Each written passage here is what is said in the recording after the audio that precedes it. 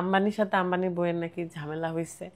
এই আঘাতটা আমি পেয়েছি ঠিকই, কিন্তু এটা আমার হাজবেন্ড আমাকে দেয়নি। আমার হাজবেন্ড এখন হসপিটালে আছে, তার মানে এটা না যে আমি আমার হাজবেন্ডকে মেরে হসপিটালে পাঠিয়েছি। আমরা এমনিতেই একটা খারাপ সিচুয়েশনে যাচ্ছি। আপাতত আপনারা এসব নিয়ে ভিডিও কইরেন না। আমার হাজবেন্ড রাগের মাথায় ওই স্টোরিটা দিয়েছিল, বাট তখনই আবার আমরা ওটা ডিলিট করে দিয়েছি। আপনারা আমার চোখের নিচের আঘাত দেখে অনেকে অনেক ধরনের কথা বলতেছেন।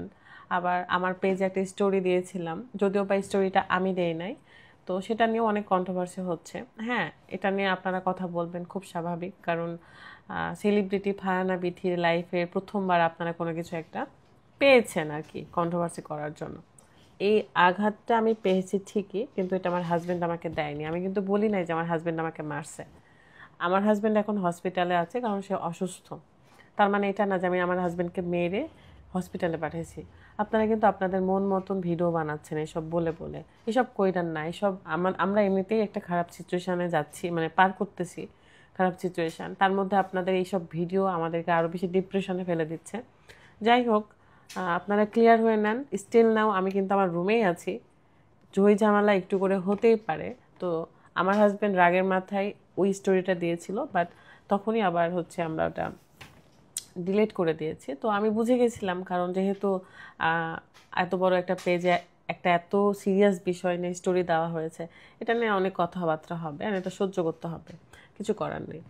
আর আপাতত আপনারা এসব নিয়ে ভিডিও কইরেন না, ঠিক আছে? এখন বিষয় হলো, আমার হাজব্যান্ড পোস্ট করেছে হসপিটালে কিছু পিকচার। সেই পোস্টে হয়তো লিখেছে যে আমি অনেককেই পাই নাই কাছে। সে তার দুঃখ থেকে কথা বলেছে, কারণ সে আরো আরো কিছু বন্ধু বান্ধবদের আশা করতেছিল যে তারা হয়তো তাকে দেখতে যাবে এই জন্য। তো এটা তার একটা দুঃখ প্রকাশ করেছে। তার মানে এটা না যে আমার সাথে তার কোনো ঝামেলা হয়েছে, আলাদা হয়েছে। মনের কষ্ট থেকে এরকম কইরেন না, ঠিক আছে? এখন বিষয় হলো যে সবই ঠিক আছে, আপনারা এত টেনশন করেন না। আমাকে নিয়ে অনেকে চিন্তায় পড়ে গিয়েছিলেন এই পোস্টগুলো দেখে। হ্যাঁ, আমার খারাপ লাগতেছিল। মানুষের সবসময় তো ভালো সময় যায় না, খারাপ সময়ও আসে।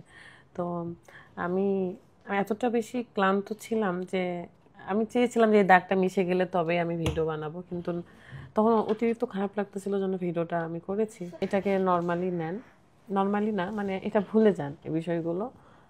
ভালোভাবে বাঁচতে দেন আমাদেরকেও, আপনারা বাঁচেন। তো আমি রেগুলার কাজে চলে আসবো আবার কালকে থেকে, না হলেও পরশুদিন থেকে রেগুলারই কাজ করব। আর সবাই ভালো থাকবেন, সুস্থ থাকবেন।